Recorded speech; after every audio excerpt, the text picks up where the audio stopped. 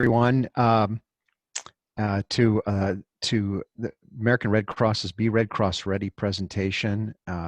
It's a pleasure to be able to spend some time with you talking about preparedness and how we can be prepared for disasters. My name is David Faust, and I'm a volunteer with the Red Cross, American Red Cross. And today we're going to talk about preparedness essentials, learning the 3 basic steps to preparing your home for any emergency. We're going to talk about earthquake preparedness and how to protect yourself when the ground shakes. And we're also going to talk about home fires and preparing your household to mitigate risks of home fires. And then we'll conclude with just a review on the things that we've learned. So let's get started. We like to use the chat box for questions, and so if you'd like to test using the chat box, on a scale of 1 to 10, how would you rate your preparedness right now? So I'll give you just a minute to type into the chat box.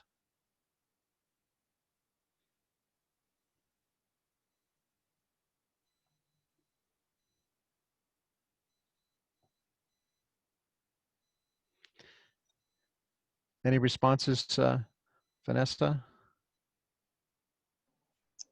Hi, no, I'm responding back to Bob and Pat's. Oh, okay. Just kidding. We have a new one. It is currently at a 7, working towards a 10.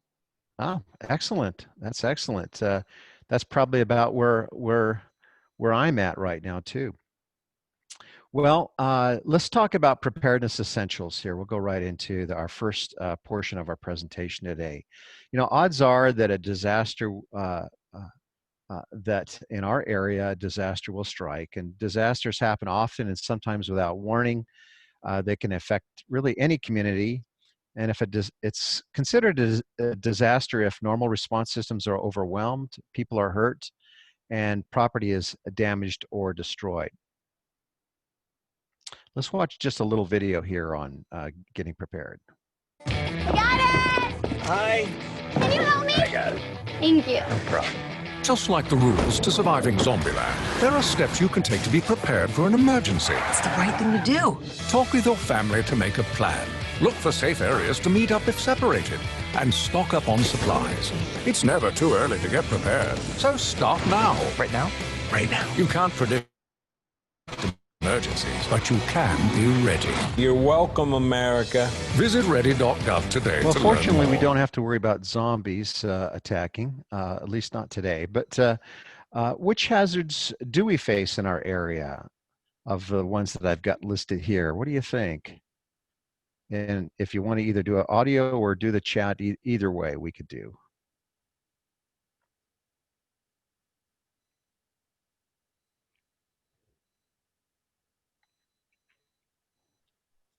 I'll say one. Home fires, earthquakes, floods. Yeah, those are all good choices.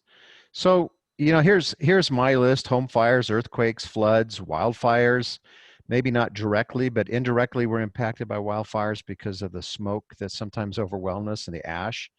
Certainly extreme heat, landslides, which would often follow thunderstorms that saturate our hillsides, and especially in areas that have had wildfires, usually following large storms, we often see landslides following big storm events. But it's really up to us to be ready. We shouldn't count on receiving help right away. And even though we have excellent police and fire services and emergency services here in the city of Menifee, in a major disaster, they might be overwhelmed. So we have to be prepared to help ourselves, our household, our neighbors, and any older adults. And preparing helps us to stay safe and recover quickly. So each of us can prepare ourselves and our families for any of these disasters that we've talked about, because again, preparing helps us stay safe. It helps us to react in the right ways during an emergency. It helps us to adapt to challenges and also helps us to recover quickly. You know, none of us are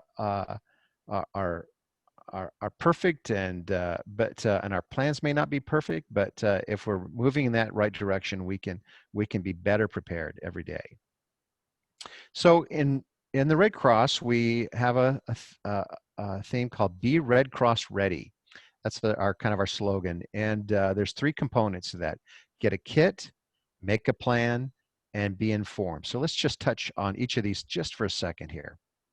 So get a kit, a household kit, supplies for 3 days, but 2 weeks is better.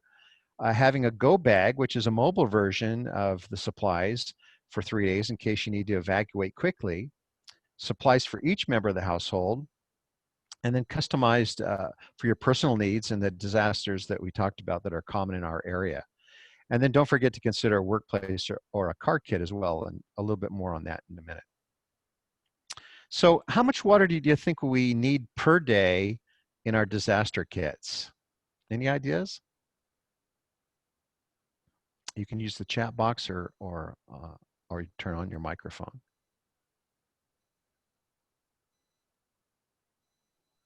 I got a response that said 1 gallon. 1 gallon, great, great.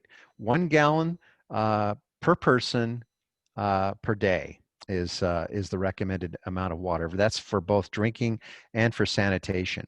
So it's important that our kit really have the essentials, the essential things to us each day, and for each of us, that might be a little bit more be unique for each family. And we need to consider the needs of every household member. And we also need to make sure we're keeping our supplies fresh and rotating our supplies. And just a little bit about, well, what goes into a kit? Let's hear what Jamie Lee Curtis tells us.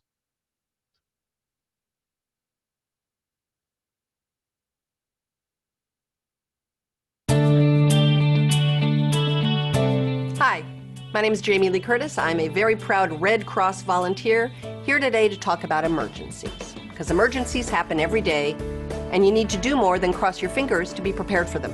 So we're going to talk today about how do you build an emergency kit, what needs to be in it, where to get it, how to do it. Stick with me, get a pen and paper. 1 gallon per person per day is what is suggested.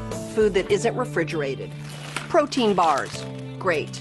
Breakfast bars and canned food, particularly canned food that has a pop top so you don't need a can opener. Easy to keep, flashlight, and batteries. Small scrapes, some bigger injuries. You want to have a good first aid kit to take care of your family. Hand sanitizer, bleach, really important for purifying water, and disinfecting wipes. Medicine. Make sure that you have a 7-day supply for any person who's taking medicine. A radio. Really important to stay informed during an emergency. Have copies of important documents, birth certificates, passports, insurance policies in your kit. See? It's easy to be ready. These are some of the items in an emergency kit. To get a full list, visit redcross.org/do-more. So really good, simple start. You know, and sometimes we feel a little overwhelmed on trying to get an emergency kit together. But if we start with a few things and we just kind of build on that, we don't have to spend lots of money. Most of the things that would be helpful, you could probably get at the 99-cent store. But again, making sure your kit's based on your health and medical needs by having the medications, not forgetting about your pets too and service animals. You might need to make sure that you have enough, you know, dog or cat food with you to, if you have to grab and go, especially, or if you can't get to the stores. And then items that bring you comfort when stressed, playing cards, photos, books, games are all good things to have, especially in your go bags. And then tailoring your kit to the disasters that are common in our location. You know, as most of us experience with this, with the COVID pandemic these last, 8 months, some of us found that some basic essentials we didn't have. We didn't have enough water. Remember, the stores were empty on water, and they were empty on toilet paper, and they were a lot of canned goods were hard to find too. And so having that emergency supply to get us through is important. And then a kit for everywhere. At work, having a kit at work. If you're working off site, a single easy to grab container with food and water, and walking shoes, because you may have to walk, and your office shoes may not be most comfortable. And then in our vehicle, food and water, first aid supplies, flares and jumper cables, and any seasonal supplies, jacket in there in the wintertime, cooler clothes in the summertime. And the one thing I found with grab and go for water is those square 2.5 gallon water containers that you see at the local markets. They have a handle built into the center. They're really easy to pick up and go. And one of those is good for almost 3 days. So one per person. That's a and they actually store pretty easily in your car because they're square, kind of in a block like, rather than the 1 gallon jugs that would tend to kind of slosh around in the back of your trunk. The second part is is to make a plan and things to consider: the likely disasters that we've talked about, household members who travel maybe out of the area, and how would you communicate with them, household members with access or functional needs, and then not again not forgetting our pets and our service animals that if if that's necessary, making sure those are all part of our plan. And in our plan, we should include the right details: how to evacuate, where to meet, how to communicate, having copies of important records, where you will stay in the event if you have to evacuate. Will you go to Grandma's or Aunt Lou's, or sometimes we're asked by our authorities to shelter in place, to stay in our homes.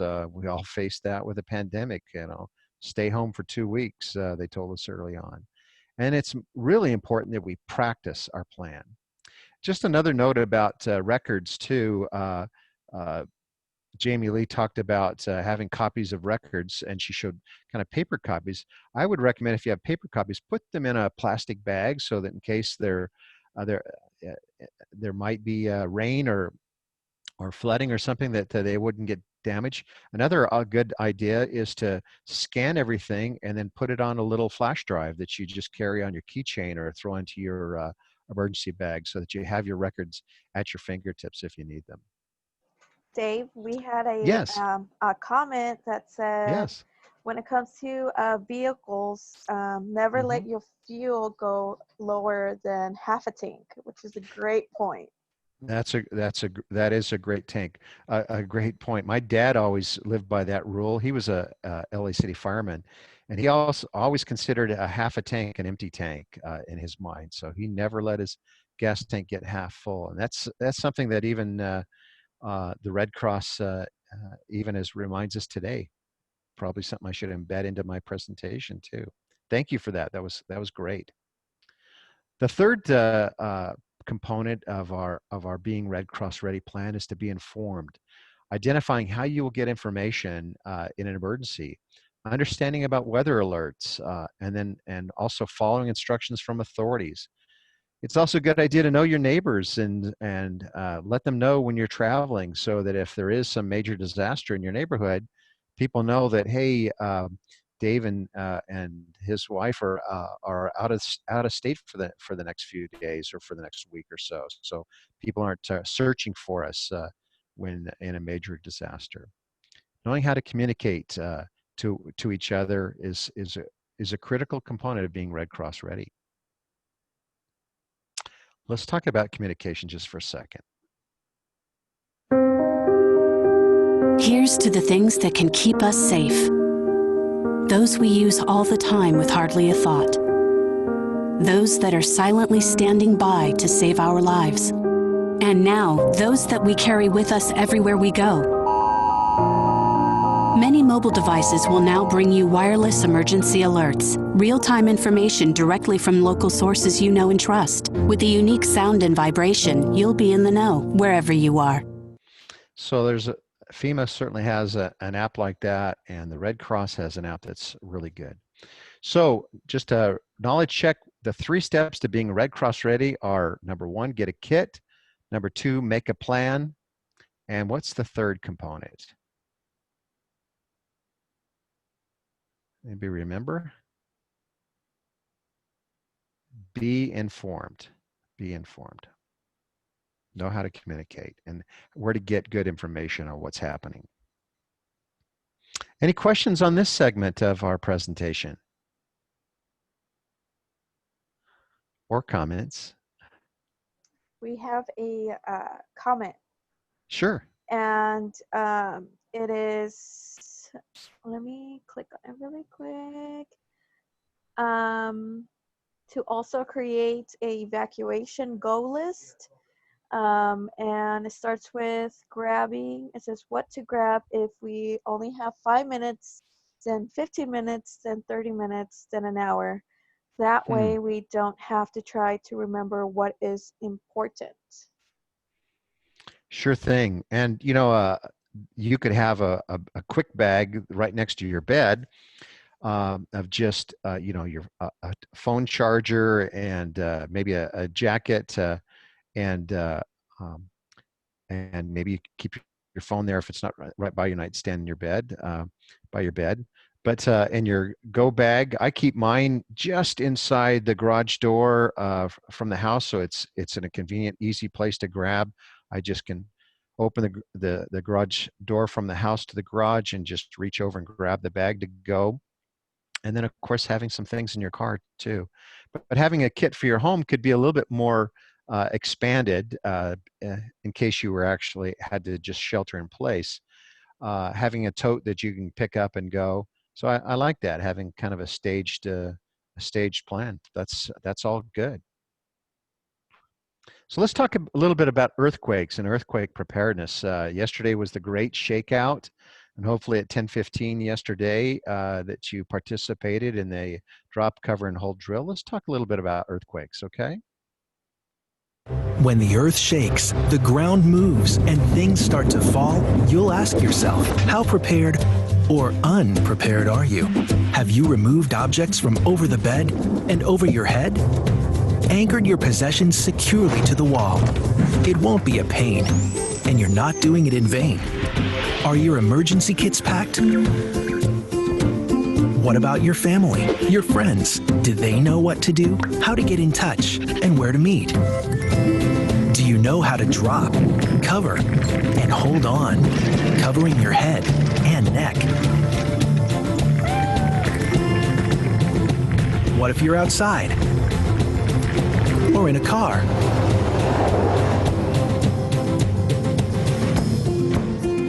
After the shaking stops, look around. Figure out what to do. Stay away from damaged areas. Turn on a radio. Reach out for help.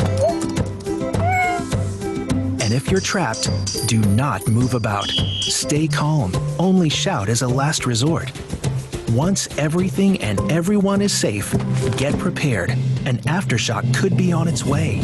So before the earth shakes, the ground moves, and things start to fall, get prepared. Make a plan. Practice what you know, because an earthquake can happen anytime, anywhere. You never know.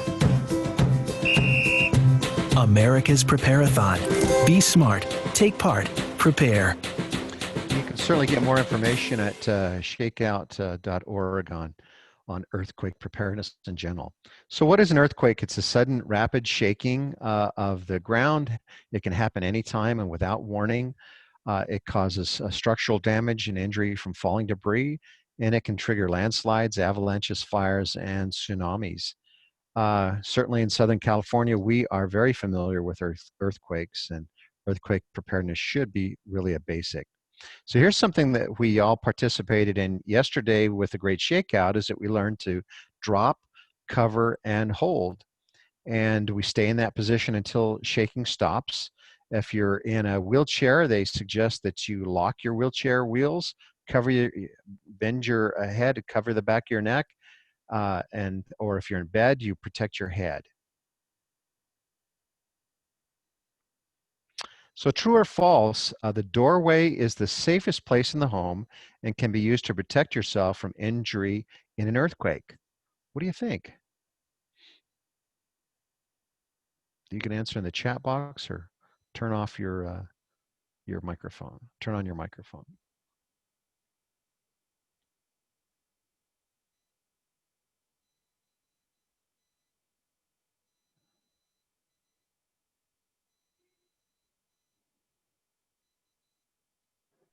Dave, we have a comment, Sure. and it is um,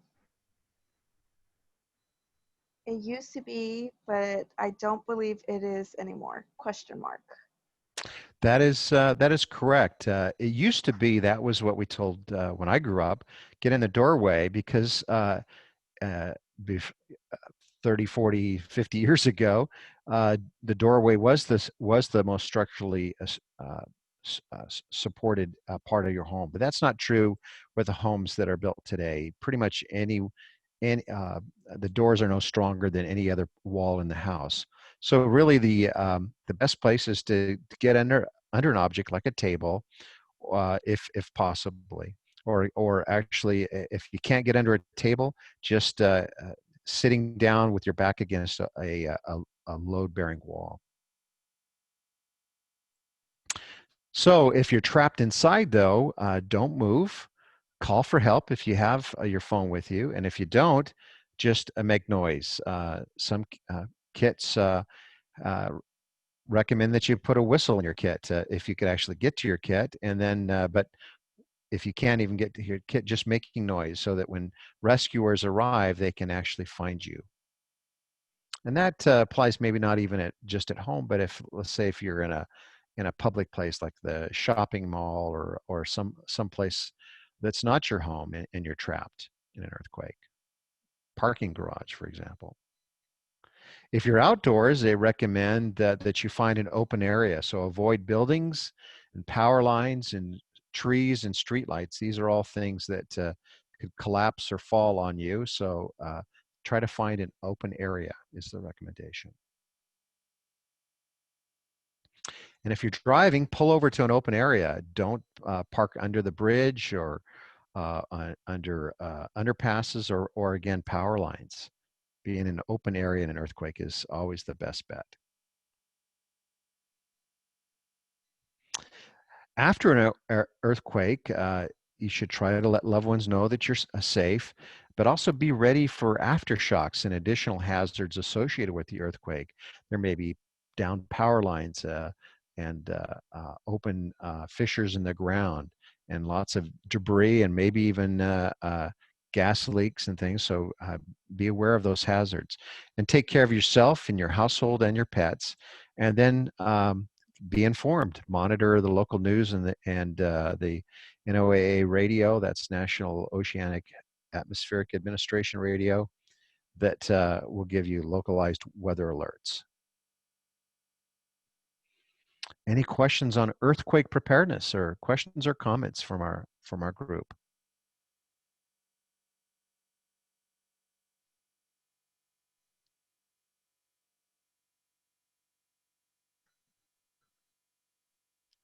Okay, then let's move. Steve, Oh yeah, go sorry, ahead. we're just figuring out the unmute button. Okay. Did have a question as far as the Sure. radio goes. Yes. I know they make different kinds. They make Mhm. a wind-up kind. They also Mhm. make a solar kind. Do Mhm. you have a recommendation of which is more reliable? Well, I don't know if anyone's more reliable. I have a little one that's both has a solar panel and a crank on it too, and it also has a battery, so it has all three. And I think I bought it on Amazon for like $15 to $20. It was actually very inexpensive, and uh, so they're out there, and just having all those options are great. Uh, if because batteries eventually are going to fail, the solar's kind of a great option. It's not super required. The hand crank basically gives you a short-term charge. It's basically charging the battery, the rechargeable battery. So yeah, any of those are great, and they make them very small and compact, so they're fit perfectly in a go bag. I was also thinking along the lines of, making noise. Of course, your voice is your best option Mm-hmm. because you always have that with you. But a lot of people carry their phone on them, Mm-hmm. like, we do a watch or, glasses. So Mm-hmm. I was thinking, are there apps on the phone that we can utilize in case we are not loud enough?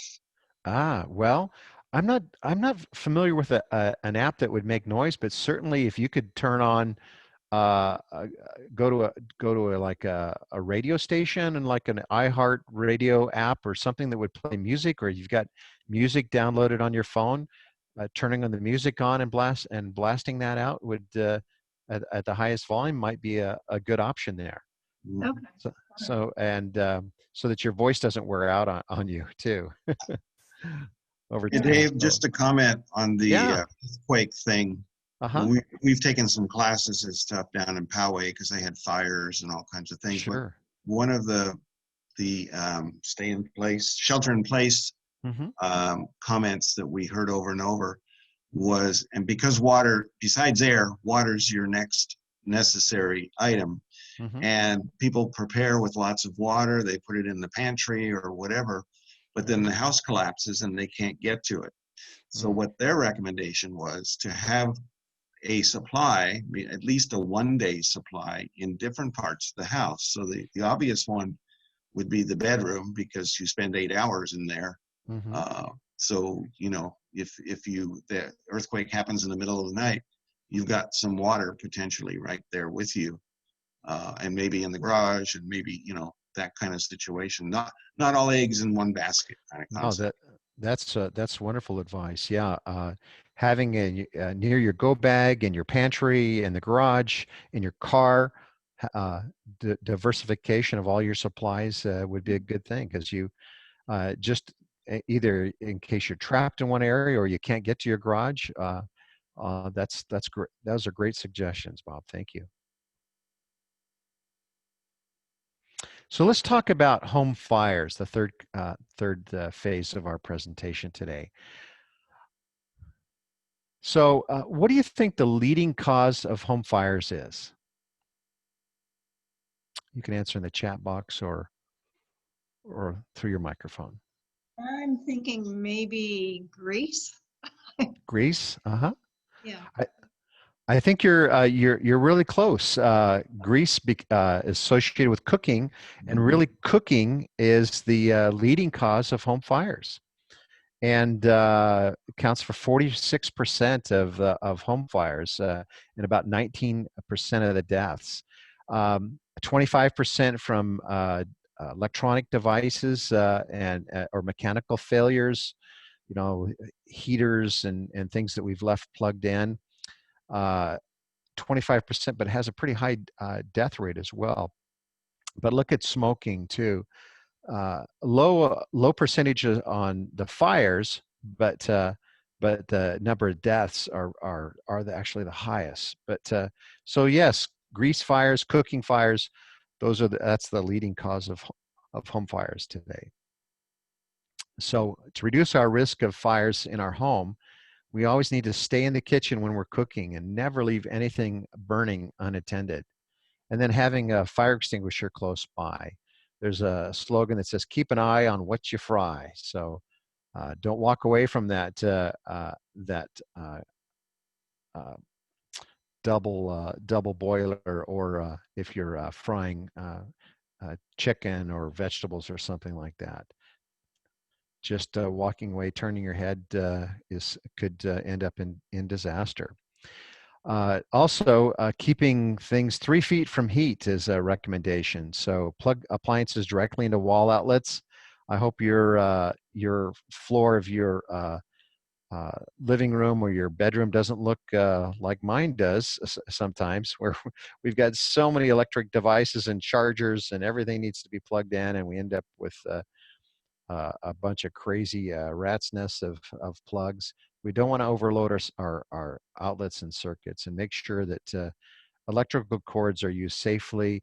And really, electrical cords and extensions are really only supposed to be temporary devices. They shouldn't be used as a permanent application. So if you need to look for different areas to plug in your electric and electronic devices. And smoke alarms. It's installing on every floor, inside and outside of your sleeping areas. They should be tested every month and maintained properly. Replaced after 10 years, even the ones that are hardwired to your home. the components, like any mechanical electronic device, they wear out over time, and so they should be replaced every 10 years. And we should never disable alarm, like if we think, oh, this is just a nuisance because I've been cooking and creating a lot of smoke, and so we take the cover off and unplug it, or maybe it's been chirping because the battery's dying, so we pull the battery and then we don't ever put a new battery back in. So here's some recommendations on smoke alarms. The American Red Cross reminds you to check the smoke alarms in your home monthly and to replace the batteries once a year. Checking your smoke alarm only takes a few moments and can provide life-saving protection for your family. To test your smoke alarm, take these 2 easy steps each month. Press the test button for 3 to 5 seconds. If you hear a loud beep, your alarm is working. It's that simple. If you don't hear a loud beep, then you will need to replace the batteries. To change the batteries in your smoke alarm, remove the alarm. Take out the old battery. Replace the old battery with a new battery of the same type. Put the alarm back in place and test the alarm again. You should now hear a loud beep, indicating your alarm is working. If your home doesn't have a smoke alarm, install one today. When selecting a location to install the new alarm, consider these tips. Every level of the home should have a smoke alarm, including the basement. Priority areas include a hallway outside of bedrooms, on the ceiling at the bottom of the stairways leading to the next level, and inside bedrooms or sleeping areas. Avoid placing smoke alarms in the kitchen or outside the door to a full bathroom. Now follow these easy steps to install your new smoke alarm. Place a sturdy ladder where you will install the alarm. Use a drill to insert screws into the wall to hold the alarm. Note the installation date on the back of the alarm, then attach the alarm. Test the alarm to verify the alarm is working. Now that you know how easy it is to test and install a smoke alarm, please join the Red Cross Sound the Alarm campaign. You can help us install free smoke alarms in your community that can save lives. To learn more, visit soundthealarm.org. So the Sound the Alarm campaign's kind of on hold because of COVID, but it's a wonderful program that the Red Cross offers for installing smoke detectors in homes that don't have them. And it's a free service. Often Red Cross targets uh, mobile home parks and older neighborhoods that aren't under the new codes that require, new building codes require smoke detectors and, of course, sprinkler alarm system, sprinkler systems in every home. And also, we shouldn't forget about carbon monoxide monitors too. That's also an important thing, that if your house doesn't have a carbon monoxide monitor, you should consider installing one. And those should be down near the ground level. They actually sell ones that plug directly into a wall outlet. That's pretty much ideal place for it. Carbon monoxide is heavier than air, so you want to make sure that it's down low, because that's where carbon monoxide gathers. So know what to do in a fire. If you have a home fire, you get out and you stay out. You never go back into the house after you've evacuated from a fire. Find a safe escape route, and if there is smoke, get low. Meet at a designated safe meeting place, and then call 911 once you're safe outside. Okay, you typically have less than 2 minutes to get out of your home. Your escape routes should have 2 exits from every room, so windows and doors that open easily should be there. If you do have bars on your windows, make sure that they can be unlocked and released from the inside. If you have a 2-story home, having escape ladders for the second floors and above, and making sure that your escape routes are clutter-free. So 2 exits from every room, 1 out the door and 1 out a window. And then designating a safe meeting place away from the house. A specific fixed location in front of the home, and again calling 911 once it's safe. For example, in this drawing here, it says the safe meeting place is the oak tree in front of the neighbor's home, directly across from their front lawn. And then it's most important to practice and practice and practice your escape plan. Practice your home fire escape plan at least twice a year. What's some good times to do that? Well, in California, we have daylight savings twice a year. That's a good reminder to practice our home fire escape plan at daylight savings time. Include everybody, and including children. Preparing children so that they're prepared and not scared is really important. To let them know about the dangers of fire and what smoke alarms sound like, and how to open windows and use escape ladders if you have a second story home, and meeting at your designated safe meeting place. And then also children should know how to call 911 from a safe place outside the home.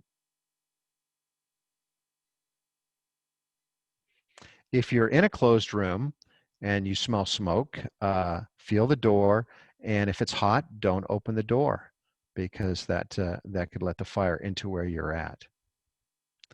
And if you can evacuate, seal your door with some towels or clothing, block the air vents, and then call 911 and signal for help. If you can open a window but you can't climb out, you can maybe put a white shirt out the window, so it's something that's easily used to signal. And if you can't open the window, then putting something in the window to let people know that you need help. Let's do a little review on home fire escape plans. This is not an endorsement of State Farm, but it's a great little video.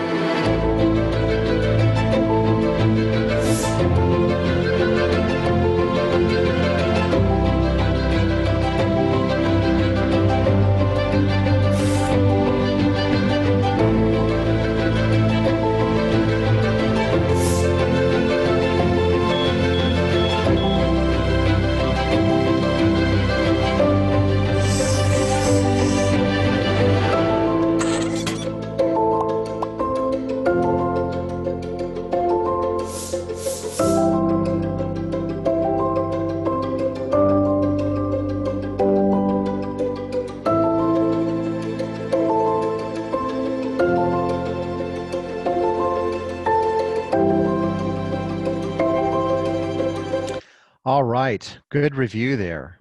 So being prepared and taking action, making a home fire escape plan, testing your smoke alarms every month, and then practice your home fire escape plan twice a year.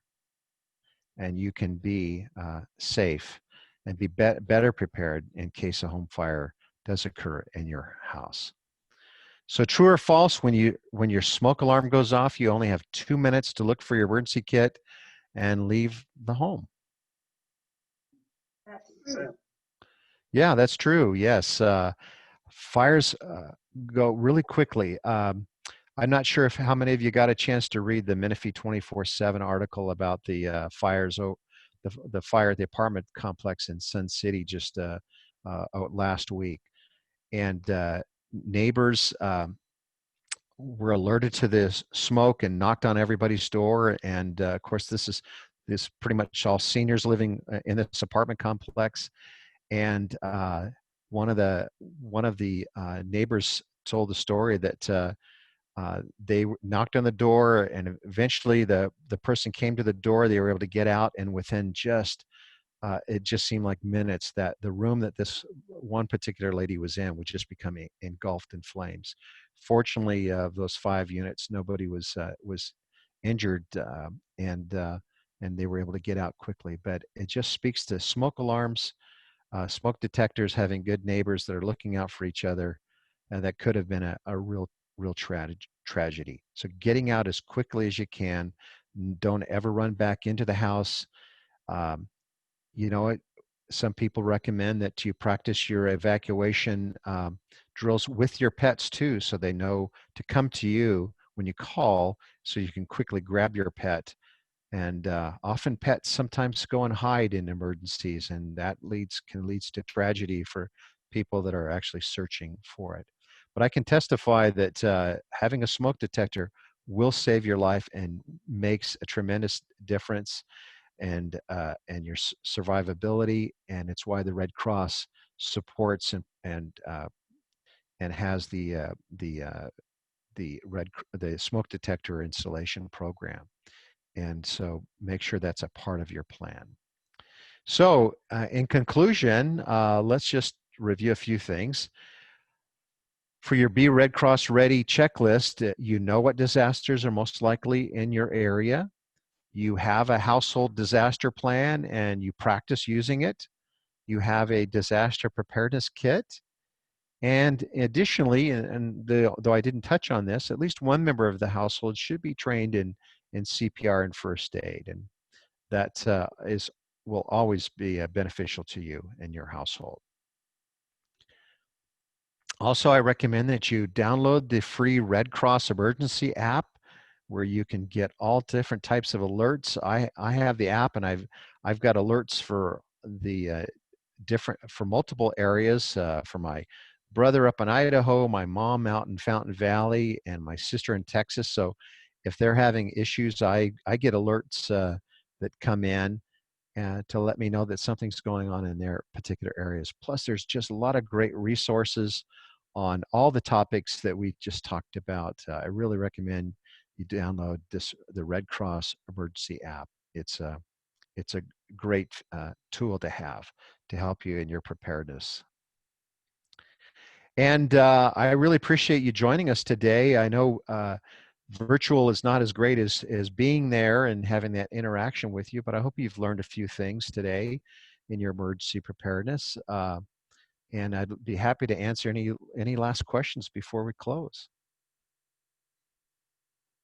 Dave, the one thing that I was thinking about the fire or any emergency, we're retired like you, and although busy, when we leave our house for any kind of extended time, week, 3 days, whatever, we are always sure to tell someone that we trust that we're going to be gone, so that in the case of an emergency, they will know that they will know where we're at if it's something happening in our home, but they will also know that we are not home in case there is an evacuation.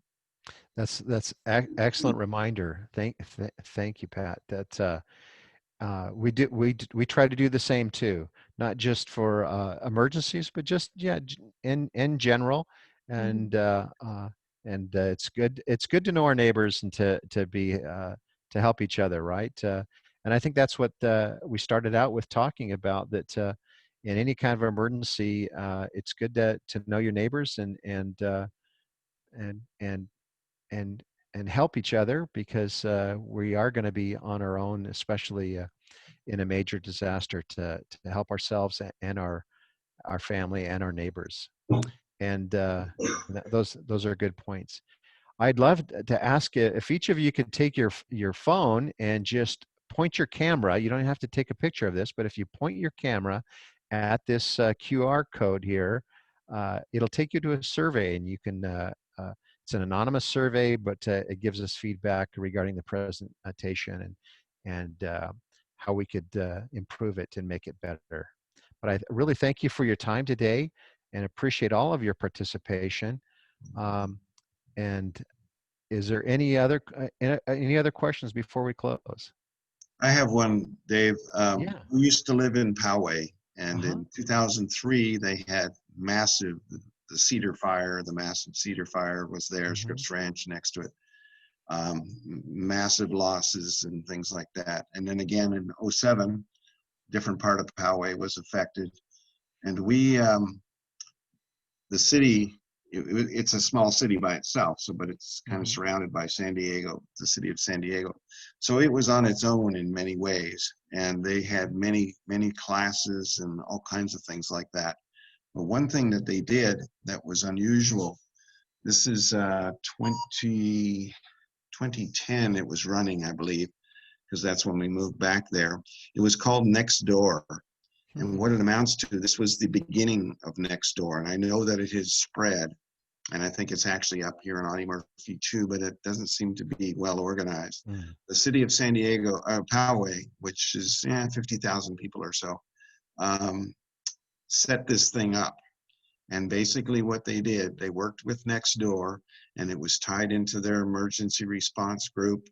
And they divided the city into, I believe it was roughly 50 neighborhoods, if you will. And each neighborhood, people would sign up with like a contact thing, so a phone number or whatever. And then also they would have basically neighborhood, like you have a block captain, but it was more of a little bigger than that.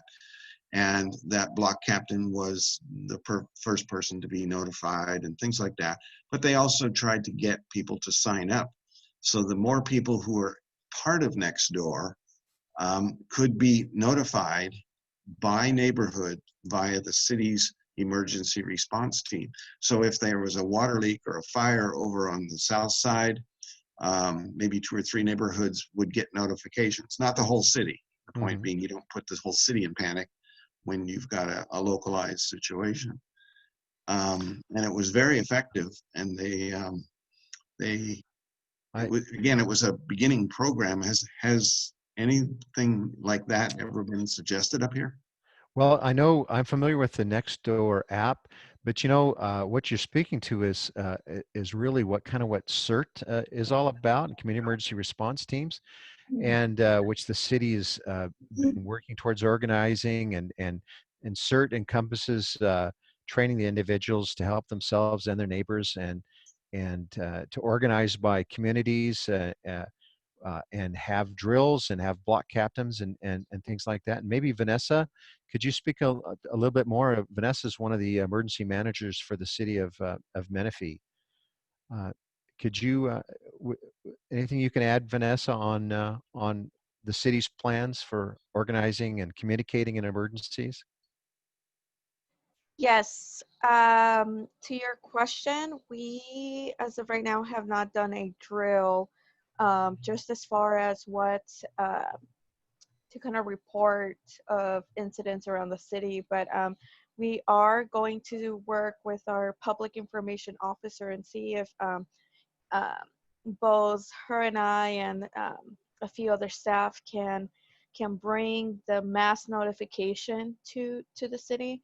There has been discussions, and basically what I've seen in the county is that, let's just say a fire broke out by a certain location, we would be able to kind of circle that area and then send out a text message and say, there's a fire around your area, please evacuate. A few sentences. So kind of like what we do with that we receive with Amber Alerts or that type of thing. So we are looking into doing more mass notifications. There's so many systems out there.